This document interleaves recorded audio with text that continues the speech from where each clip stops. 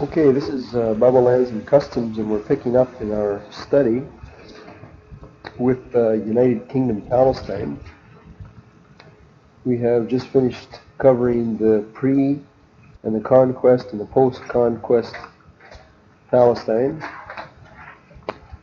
of the Judges period and the territories of the tribes. So now we are picking up with about 1050 BC and with Saul's kingdom. I think what I'd like to do is approach it topically. I'd like to look at three things. The tabernacle, the place where the tabernacle was, the battles that were fought in Saul's reign, and the cities. And I guess I should have, I didn't do it yet, but it won't hurt. We can pick it up next week with our study of David. I should have traced David's internal exile under Saul during the same period. But we can add that later. These three topics will be, we can easily apply them to any of the kingdom periods, right? We can look at the place of the temple, of the tabernacle, what happened to it, did it move around? The battles fought will be significant both during Saul's reign and David's reign, which we'll look at next time, and cities under the control of these kings will be interesting to note, as opposed to their enemies. I've always been a little bit confused about the tabernacle business. We know that I think the last time I remember reading about the tabernacle being set up anywhere is during the wilderness wanderings. I'm sure it must have been set up east of the Jordan River. We know the Ark of the Covenant was carried across the river, so it had to have been there. But there isn't very much stated as to the whereabouts of it once you get into the land. Now, the book of 1 Samuel opens with the story of a godly family that worships God yearly in the house of the Lord. Verse 3 in 1 Samuel 1 talks about Elkanah went up yearly out of the city to worship and to sacrifice to the Lord of hosts in Shiloh. Can you point out Shiloh on the map?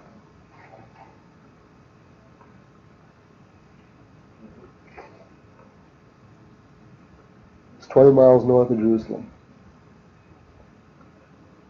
All right, it's halfway to Shechem, which was,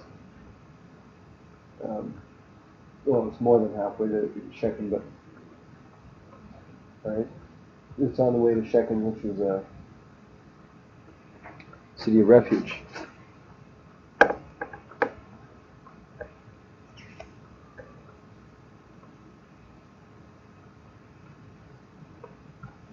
It specifically calls it in verse 7 that as it calls it the house of the Lord, as he did so year by year, when she went up to the house of the Lord, so she provoked her.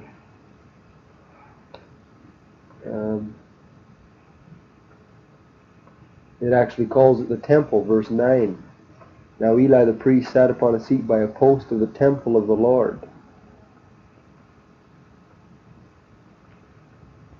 Verse 24 in this first chapter, it calls it the house of the Lord in Shiloh.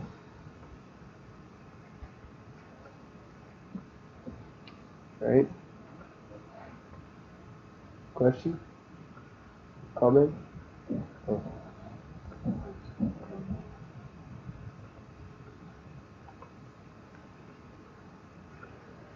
Now,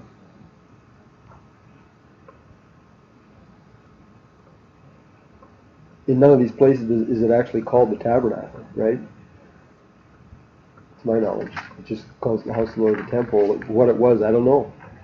I don't have a whole lot of information. We know that it was big enough, I guess, for old man Eli to need help, keep the lamps lit, that sort of thing. It had room for living quarters in it, right? That's where Samuel slept.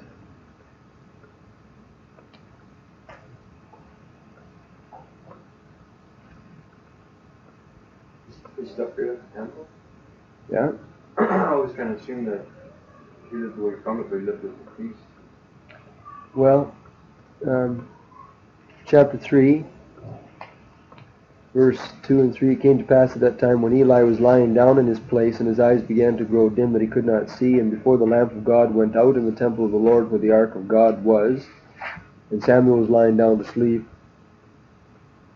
It seems to me that it's talking about the same place.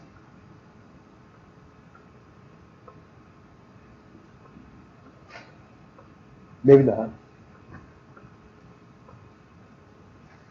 A certain amount of inference here. Well, anyways, in chapters 4 and 5, we read about the loss of the ark through the superstitious actions of the Jews in battle against the Philistines. They sent to Shiloh, got the ark out of the temple or tabernacle, whatever it was called, and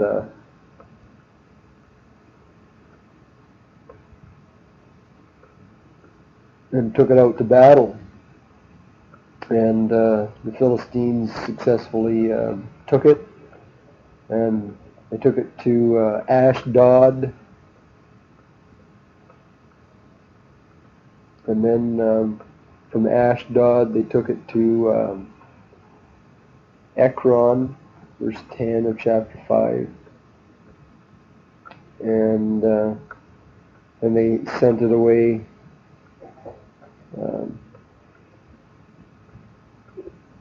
down by Beth Shemesh,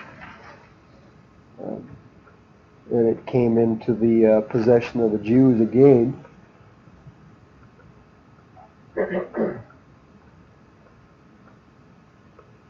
And it ended up in chapter 7, verse 1 in a place called Kiriath Jearim. This is right here, just west of Jerusalem. Right?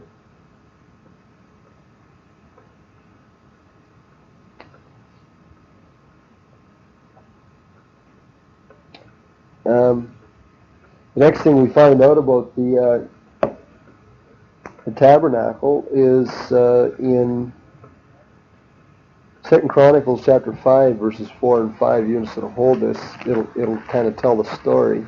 I realize that 2 Chronicles is dealing with the reign of Solomon, but it wasn't until the reign of Solomon, after he had finished building his temple in Jerusalem, that it tells us that there were a few changes made. 2 Chronicles chapter 5, start reading verse 2. Then Solomon assembled the elders of Israel and all the heads of the tribes, the princes of the fathers of the children of Israel, to Jerusalem, to bring up the ark of the covenant of the Lord out of the city of David, which is Zion. Wherefore all the men of Israel assembled themselves unto the king in the feast that was in the 7th month, and all the elders of Israel came, and the Levites took up the ark, and they brought up the ark and the tabernacle of the congregation, and all the holy vessels that were in the tabernacle. These did the priests and the Levites bring up.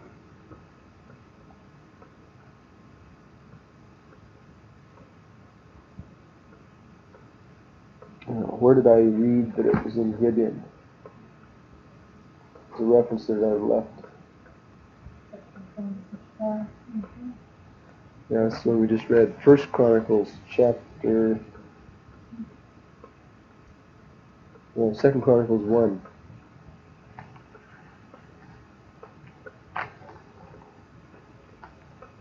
So Solomon, verse 3, and all the congregation with him went to the high place which was at Gibeon, for there was the tabernacle of the congregation of God, which Moses, the servant of the Lord, had made in the wilderness. Okay? No, does that mean the specific one? Well, it calls it the tabernacle of Moses. Yeah. Now maybe. I just assumed that the temple of the tabernacle that was in Shiloh, where Eli was the place where the tabernacle was, because that's where the ark was. See? Now maybe it wasn't, but that's what I thought. Well, I thought when remember we read before, that it seemed like the tabernacle had gone different changes. Things have gotten old and they changed and stuff like this, or replaced it, and so it's changed it. But just by this, it seems like it's the original one.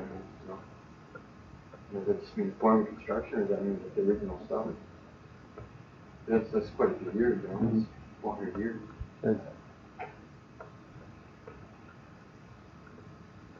Yeah, I can't, disprove it or anything like that. What I'm suggesting is that because the ark was in Shiloh, that's probably where the tabernacle was, and it was called the temple or the house of God, and perhaps it had a few changes to it as well. All right? Now that was in the days of Saul. Now this is the beginning of the reign of Solomon, completely after the reign of David, right?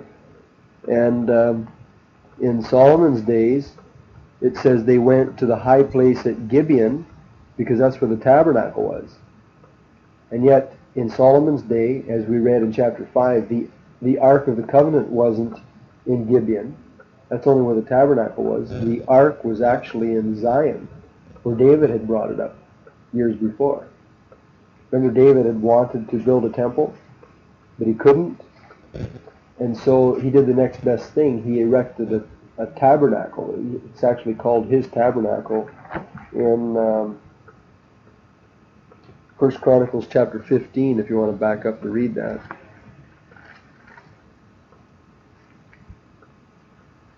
First Chronicles 15, verse 1, David built houses for himself in the city of David and prepared a place for the ark of God and pitched a tent for it. Verse 3, David gathered all Israel together at Jerusalem to bring up the ark of the Lord unto its place. So it tells who was there. And verse 25, David and the elders of Israel and the captains over thousands went to bring up the ark of the covenant of the Lord out of the house of Obed-Edom with joy. Now he lived in Kiriath-Jearim. See? So it had stayed, the ark of the covenant had stayed in Kiriath-Jearim, 9 miles northwest of Jerusalem, all the days of David, right? And all the days of King Saul. Because the ark was lost even before he was chosen king. So even if there was a tabernacle in Shiloh, during the whole reign of Saul, the Ark of the Covenant was down in Kiriath-Jearim. All of his days and most of David's time. It wasn't until David was a fairly elderly man or whatever, well established, that he moved the ark to Jerusalem. But the tabernacle was still it was over in Gibeon, north of Jerusalem. Right? You know what this reminds me of, eh? It reminds me of the local church situation today. I was thinking about that this afternoon. Local churches are in such a terrible state. Like, listen to Ken Wilson talk. Place after place after place is just closing down. Nobody here. Changes hands. People cooperating. Like in Marathon up north, there's a Baptist church, and it's down to one family because he's so strict covenant Baptist or whatever separatist that he won't fellowship or work with anybody. They don't reach out any. So in the same town there's 3 Brethren people, and then up in another place, Manitouage, there's a Baptist preacher up there that he's down to. There was one person that came to church on Christmas Day or something, or Easter service, because he's just almost the same kind of situation. He can't work with people very well. And Abe went up to work with him for a whole week and did meetings, and got about 30 or 40 people there by the end of the week. And the guy stood up and preached the hellfire and damnation, and not very tactful in the way you approach people and scared everybody away. And in a place called Heron Bay, no, it's in Marathon. Oh, I forget which one it was now. Anyway, there's quite a few places, he said, where there's one church building, and different groups use it because there's nobody big enough or strong enough to actually run their own. And there's all kinds of empty churches all along the railroad. And it kind of just reminds me of this period of time, you know, that they were in a bad situation.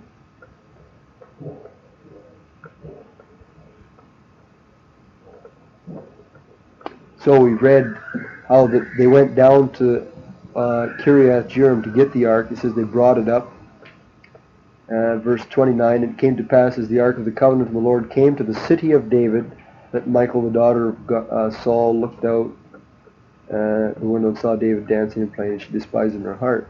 So they brought the ark of God and set it inside the tent that David had pitched for it, and they offered burnt sacrifices and peace offerings before God.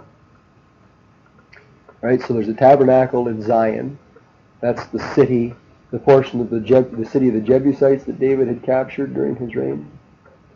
And so David constructed a tent-like dwelling for it. It was called the tabernacle.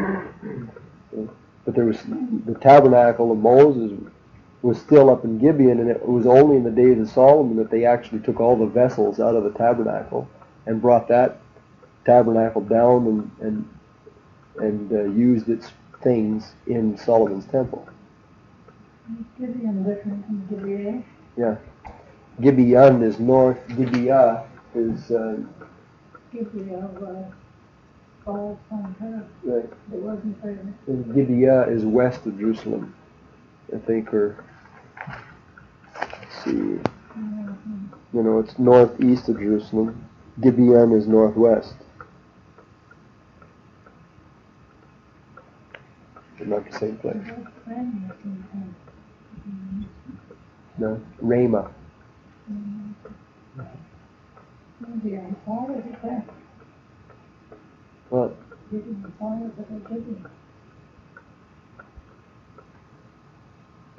Go ahead, it doesn't matter. Yeah, I don't know.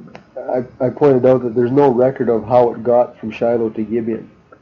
Like nothing is mentioned. All of a sudden we find out that Solomon moved the stuff, right, from Gibeon. Is it 2 Chronicles 1 that we just read a moment ago that actually says that it was in? Yeah, I agree with you. Yeah.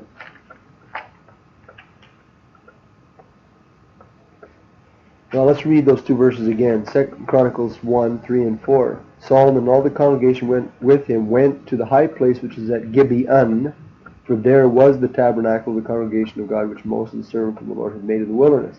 But the ark of God had David already brought up from Kiriath Jearim to the place which David had prepared for it, for he had pitched a tent for it at Jerusalem. Verse 6, Solomon went up there to the bronze altar before the Lord, which was at the tabernacle of the congregation, and offered 1,000 burnt offerings on it. And that's in Gibeah. Verse 13, Solomon came from his journey to the high place that was at Gibeon to Jerusalem from before the tabernacle of the congregation and reigned over Israel. So it's very clear that the tabernacle and the place of offering was in Gibeon, where the tabernacle was. But the ark itself had long been gone. That's weird. Yeah. It's like the heart of the whole thing. Yeah. And yet God blessed them, even though. It's just an interesting study.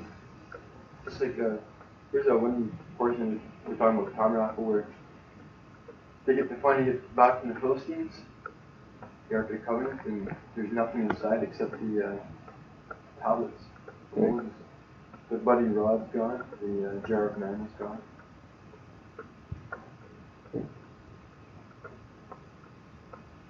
What does that mean? Well, it's been 300 years, 350 years. Maybe it just rotted. Good. No, you know, it doesn't say they tell David to be a testimony to others. Wouldn't you like to know where the ark is? I mean, we about it. I never did get to see it. It's good.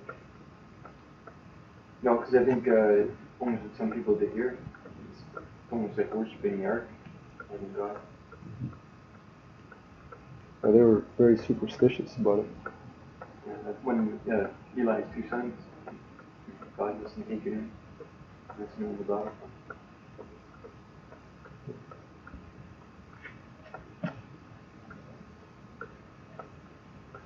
Gibeon was a high place. It had long been. It was a famous high place. So it was probably just pure and simple idolatry. There. So to summarize, the Ark of the Covenant remained in Kiriath Jearim all the days of King Saul. During the reign of Saul, the tabernacle was moved to a former center of idolatry. The ark remained separated from the place of worship, all during his reign. It's kind of important to realize.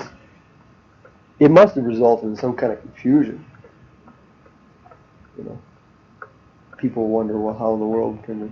It actually says that in the first few chapters. You know, before Saul was actually chosen king, it shows us the religious climate. You know, unethical priests. People all confused. Whenever they did get the ark, they treated it like an object of superstition, like the Roman Catholics treat their relics.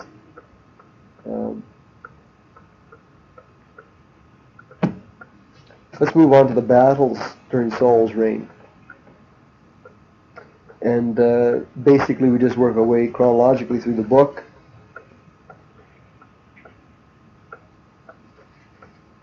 The first battle recorded is in the 4th chapter.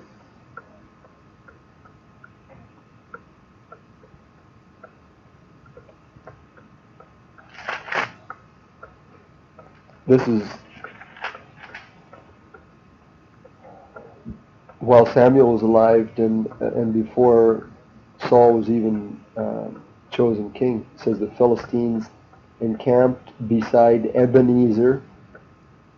The Philistines encamped in Aphek. So Aphek and Ebenezer, 25 miles west of Shiloh. So here's Shiloh and Aphek and Ebenezer over in this area.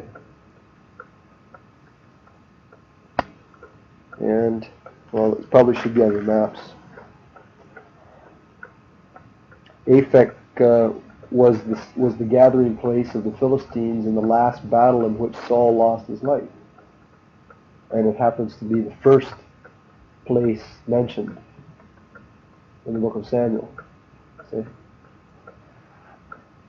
By the way, I was going to mention to you the two maps that you're given. The darker colored one is Baker's Bible Atlas.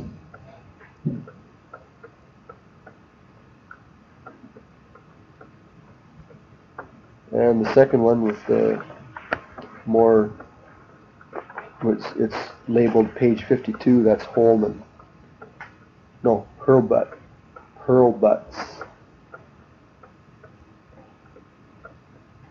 Bible Atlas.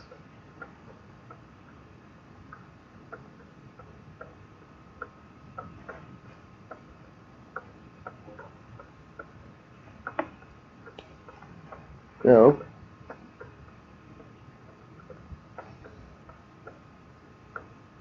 I was kind of surprised to review this material, but Israel was successful in most of the battles fought during Saul's reign. They lost the first one, and they lost the last one in the book. Right? The first one was when they went and got the ark, remember? And they lost the ark to the Philistines. But every battle after that, they, so far as we know, they won. Outside of the last battle, which centered in Shunem, 15 miles southwest of the Sea of Galilee, and 60 miles north of Jerusalem. That was in the Jezreel Valley. And the last chapter of 1 Samuel tells us the Philistines killed Saul and his sons. Won the victory.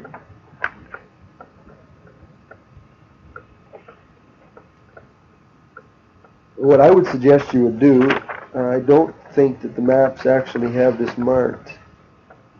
Well, maybe it does. Yeah, Hurlbut's atlas has the battlefields designated with a little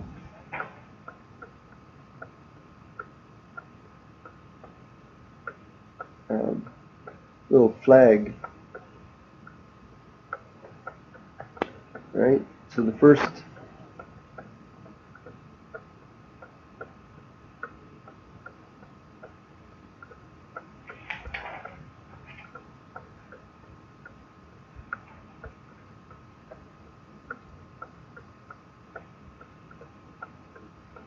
I don't know what those numbers stand for on the map, whether it refers to miles or the order of the battles. With the 1, 2 and stuff. Yeah, I think it's the order. that must be the order of David's. Okay. Yeah. You got 4 way down and even there. Mhm. Going 4 miles. So Aphek there is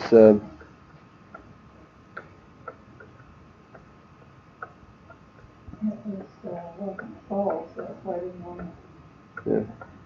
bring that one. It was marked,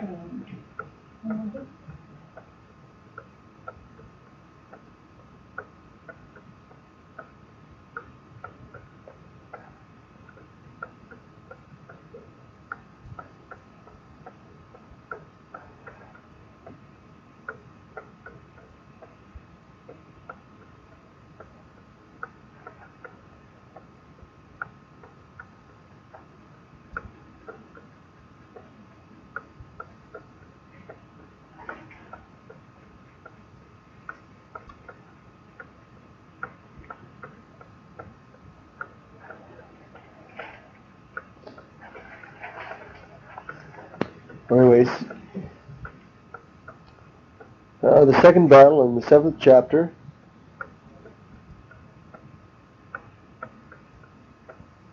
Samuel gathered the people to Mizpah, it tells us, and they chased the Philistines to Ekron and to Gath. Those were two of their major towns. Gath is down here, Ekron is further, it's right here. So they're both west of Jerusalem. And they won the victory, and that's where they set up their, they set up a monument there in the 7th chapter, and called it Ebenezer. There's a couple of hymns that talk about Ebenezer. My Ebenezer. 7:12, Samuel took a stone and set it between Mizpah and Shane, and called the name of it Ebenezer, which means the stone of help. Even is the Hebrew word for stone, saying, hitherto hath the Lord helped us. And they subdued the Philistines, and they came no more into the border of Israel. And the hand of the Lord was against the Philistines all the days of Samuel. Cities which the Philistines had taken from Israel were restored to Israel, from Ekron even to Gath. That's interesting, because later on in our study, on the second page, you'll notice that I leave Ekron and Gath under Philistine control. And that's because by the time of David's, remember, the 17th chapter where David fights against Goliath, that those towns are back under Philistine control. So it's quite a bit of changing of hands.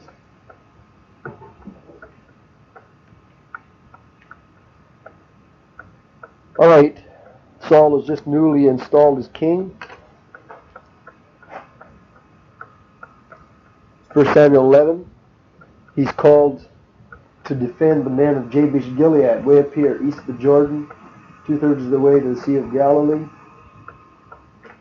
So he goes the 50 or 60 miles from Gilgal. Oh, I think he's in Gilgal.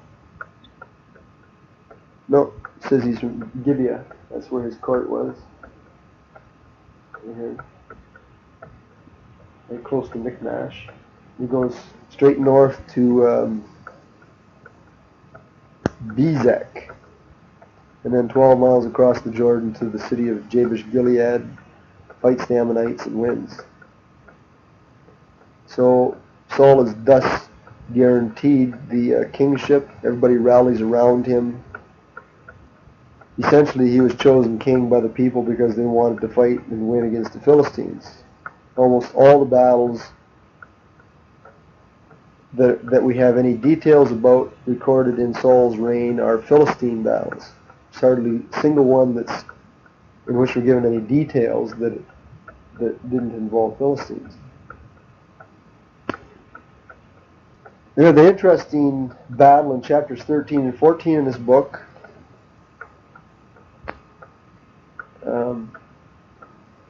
Michmash and Migron, says Jonathan went and remember what's his name was saying at the thing the other night? That Jonathan was the one that smote the garrison of the Philistines in Michmash or in Geba, and Saul was the one that got the credit for it because he was the king. Right? This brought a heavy-handed response. The Philistines were centered in Michmash, and in the evening, Jonathan and his sword bearer went across the deep valley, climbed up on the rock, and boldly went in and killed about 20 men. And when it says that the men of Ephraim, the Jews of Ephraim around Michmash here, they were hiding in the mountains and had basically been subdued by the Philistines and already yielded. As soon as they got wind that Jonathan had killed 20 men, they came out of hiding and they joined like a fifth column. They rebelled, and that's what turned it into a rout against the Philistines, chased them west up to Bethel, which is just another name for Beth Aven, right, and then down to Ajalon. That's quite a trek. Okay.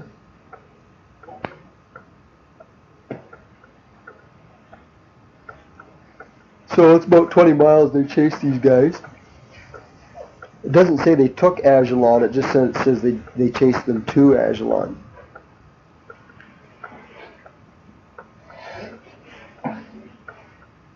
First Samuel chapter 14, right at the end of the chapter, it gives us 3 or 4 verses that summarize King Saul's campaigns.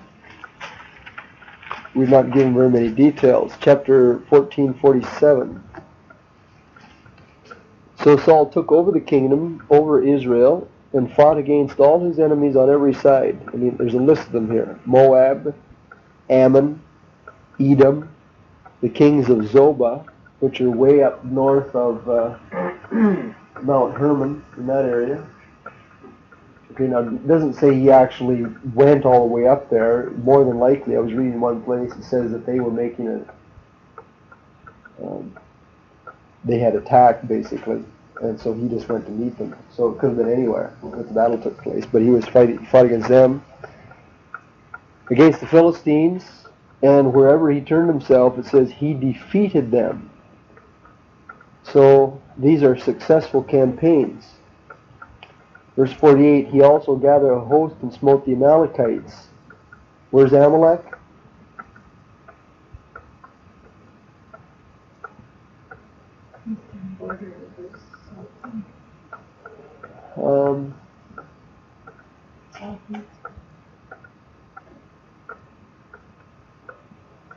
Okay, they run right across the whole south. Yeah, this is when Moses and Joshua were coming into the land. This was Amalek right here, right? But by Joshua's time, 40 years later, it was Amorites, and the Amalekites had moved west in Saul's time. Okay,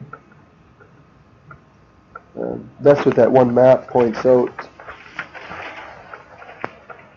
And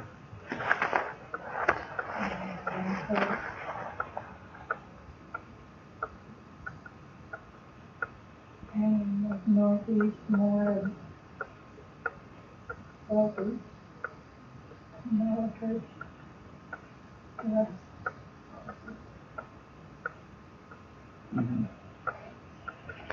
There's a little note right at the bottom left-hand corner of that Baker's Bible Atlas map.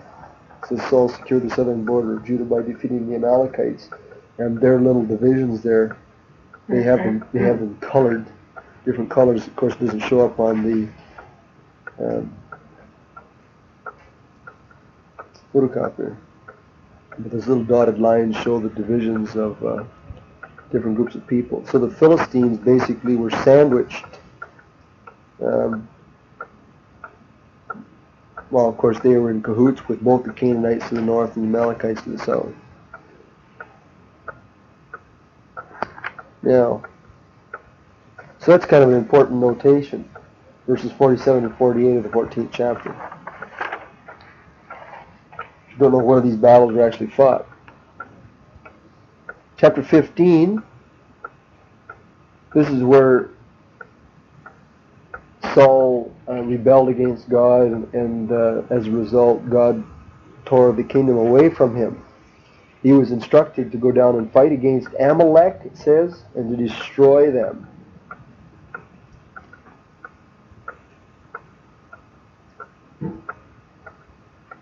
And they were led by Agag, the king of the Amalekites, so they destroyed most of the people but saved what they wanted to, so it was partial obedience, or that's the same thing as disobedience, right?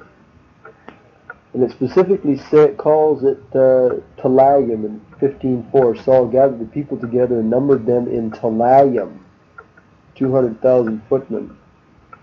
And Unger thinks that that's the same place as Taleb. It's mentioned, I think, in Joshua or Judges, which is on the border of the Negev, and I don't know exactly where that is. I didn't have it in any of my maps. It's down here somewhere. Couldn't find it. Well, it's Havilah, south east Arabia. That's all I could find. That was way down Yeah. Shur is to the west, going towards Egypt, and Havilah is the other direction. The Amalekites, later, at the end of this book, David fights against them, and he had to cross the brook Besor to get to them. Well, if you notice on the map, Besor is kind of like dead level with the bottom shore of the Dead Sea. This is Besor right here. See? So he had to cross this to get to all these other people, including the Amalekites. So they were down in the desert. Was it desert when they were there? Yeah. Like it is here?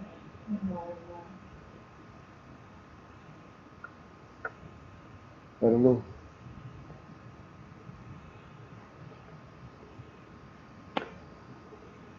So if you take, it says that Saul came down from Gilgal. I think it says that in verse 12. And Samuel rose early to meet Saul in the morning. It was told Samuel, saying, Saul came to Carmel, and behold, he set him up a place, and is gone about, and passed on, and gone down to Gilgal.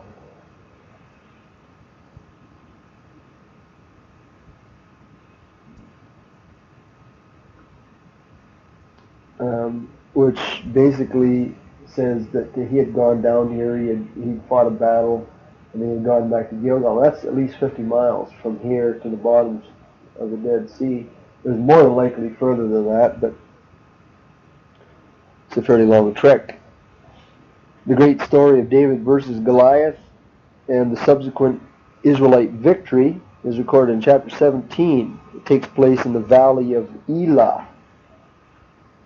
And by the way, this is called, this is no man's land. Verse 17. The first two verses, or the first verse, gives us the location. Now the Philistines gathered their armies together to battle, and were gathered together at Soko. Now Soko is to the north of the valley of Elah. Okay?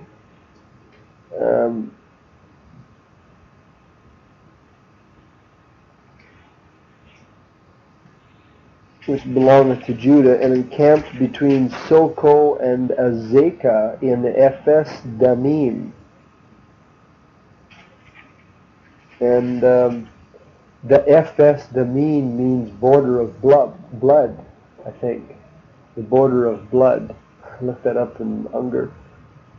And so this was a very disputed area. The valley of, we're talking about this valley right here. This is Azekah. Okay? So this river, little brook, we know it was flowing even at that time. Okay? Soko is on the north. Azekah is on the south. David comes 20 miles from Bethlehem straight across to meet his brothers.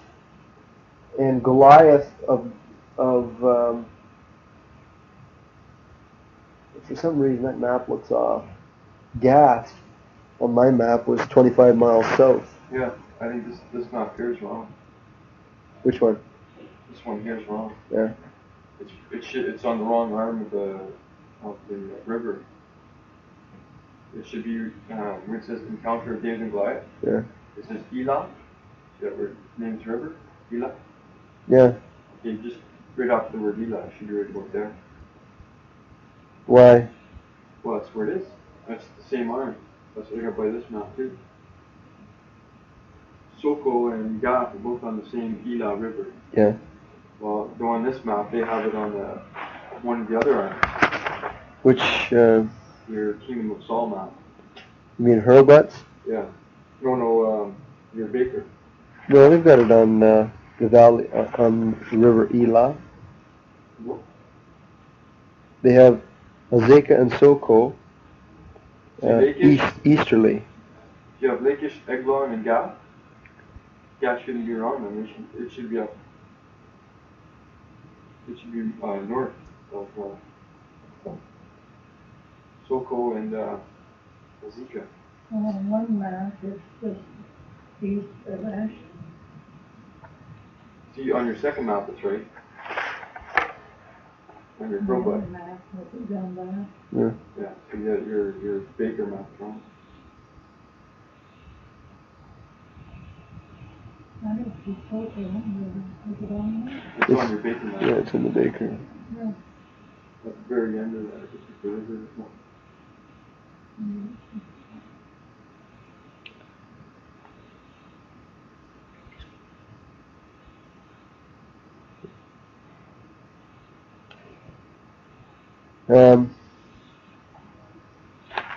Map in my Bible has Gath and Bethlehem on the same.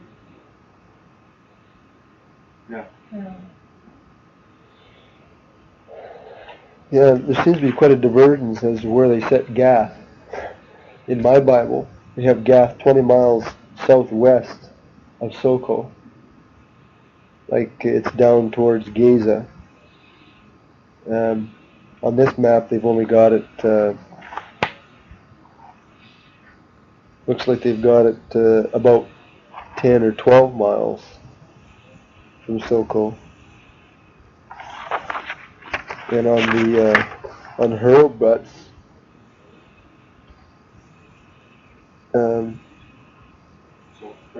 he's almost got it like right there. You know, maybe 5 miles away. Maybe they just don't know where Gath is. Yeah, this one here, they have it, it's parallel. Yeah. To Soko from Bethlehem. Yeah. There's only about 5 miles between Gath and Soko. So that's quite a divergence. See where they got it here.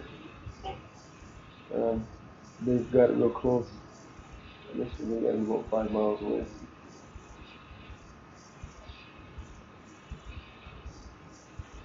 Well, it says they're on 2 mountains, there's a valley in between the Philistines and the... Yeah, so if you look at here, Soko's to the north side of the river, and Azekah is on the south side, so there's a valley in between them. And in the course of the battle, after David cut off Goliath's head, it says they chased the Philistines to Ekron, up here. and towards Gath. Around the north. Yeah. Not this one. Huh? They're all on the south side of the river, part of the valley. And all care comes over and the rest of it. I always thought they maybe exaggerated, they draw those pictures. That they illustrate what it might look like. Doesn't it say in the Bible, in one of the books, that they could ride 3 chariots wide? That's what I was thinking too. I mean, even the houses are, I never thought they went above 1 or 2 There's stories. one in gardens, it was short. It's about 3 stories high, isn't it? Well, anyways, I don't think there's any difficulty identifying the place of the battle, the Valley of Elah. Ephes Damim, the border of blood. Result in Israelite victory. Chapter 18, it talks about David. He was brought to Saul's court, and of course Saul tried to kill him off by making him fight Philistines to get dowry for his new bride, or to pay for his dowry with Philistine body parts. And David was successful, 200 men. And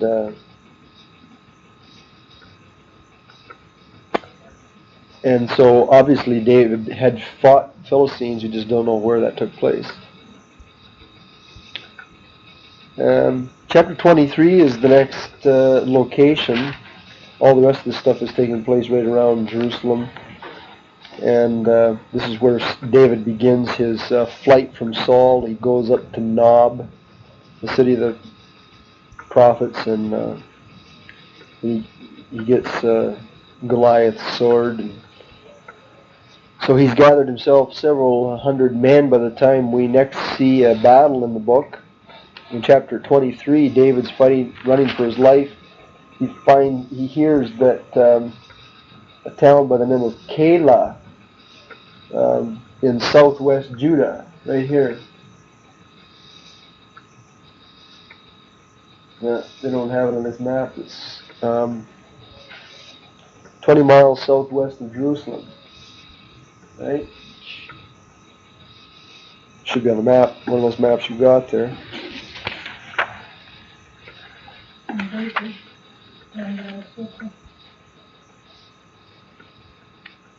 Okay. They got it. Yeah, it's southwest of Jerusalem.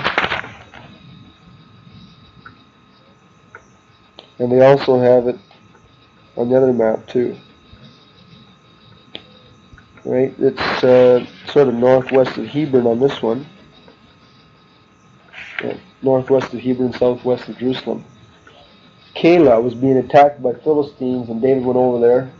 He delivers this town from the Philistines, and they in turn try to turn him over to Saul. Nice people. Can't believe it. The end of the chapter records Saul's attempt to come down and catch David in Maon, right here. David's in the wilderness somewhere around this town, below Hebron. Saul comes all the way down from Gibeah, and he gets down there, and he's just about ready to capture David, and somebody tells him, the runner comes and says, hey, the Philistines have invaded. So he has the lead. He goes north somewhere. David is delivered. Chapter 27. David is living in Lachish. Not Lachish. What's the name of that? Ziklag. Right? Doesn't have it on this map. Ziklag is due west of Maon, north of Beersheba. Oh, here it is. It is. Boy, they never got that one different. Here's Maon up here. What was the other map put it? They got it way over. Straight west of Carmel.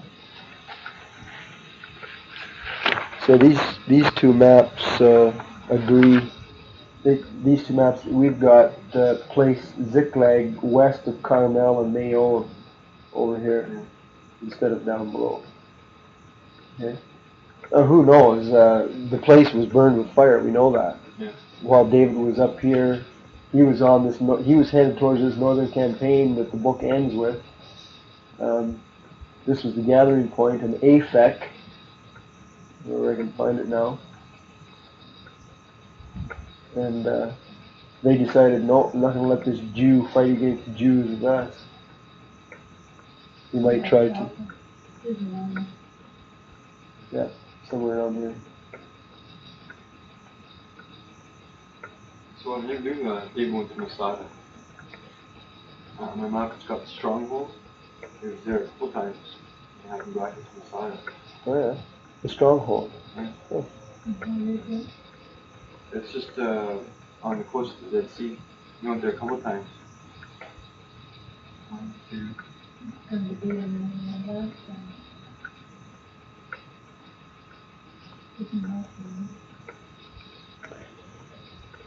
So anyway, while David was living in Ziklag, he joined the Philistines, and then he turned around and he stayed down there. And while he was living with them, they thought that he was making border raids against the southern towns of Judah. Instead, he was going across the Besor brook, and he was going down into Amalekite country, and he killed men, women, and children, and didn't leave one survivor. Amalekites, Jeshurites, Girzites. What was he doing that? Why? Because they were enemies of Israel. And the bounty, the booty that he recovered from these peoples, he in turn gave it to all these towns of southern. So he was over there, but he was giving rewards to the people that put him up over the years while he ran from Saul. Yeah, like Robin Hood. Yeah. And this guy here, the king of Gath, was it the king of Gaza? I forget who mentioned it.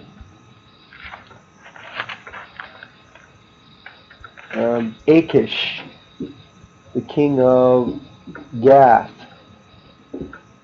Gath.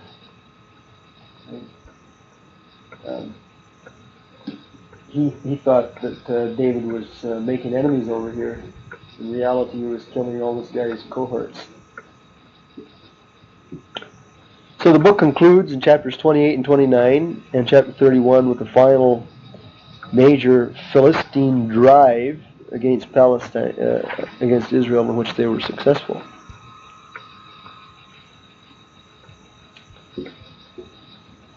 And Shunem is right in the valley of Jezreel, right there, way up north. Beth Shan was prior to this time. Up to this time, it was inhabited by Jewish people, but it says in the 31st chapter that the men of Beth Shan fled, and their city was taken over by the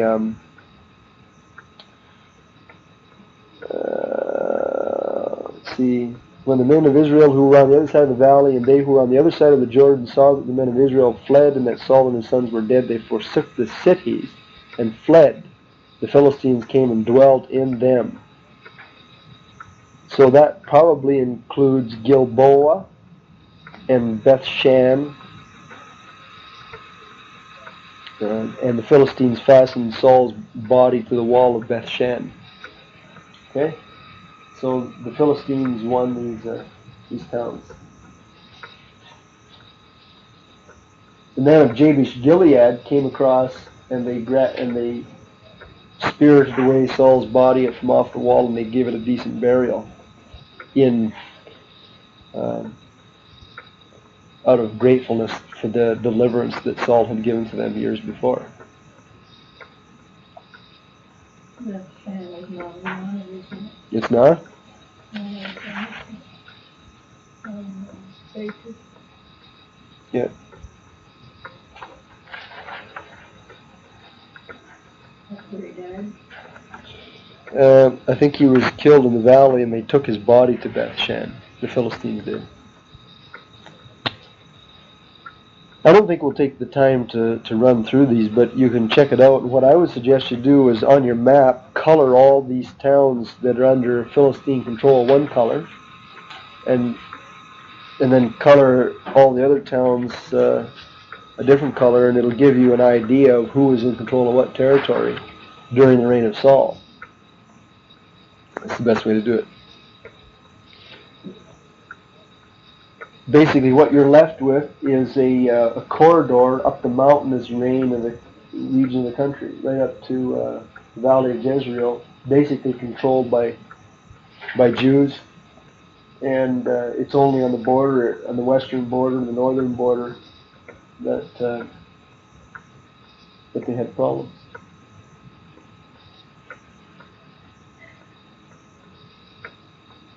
So when we look at King David next week, we'll trace through his journeys. We'll also summarize his battles and the extension of his kingdom. Okay? That's it for this time.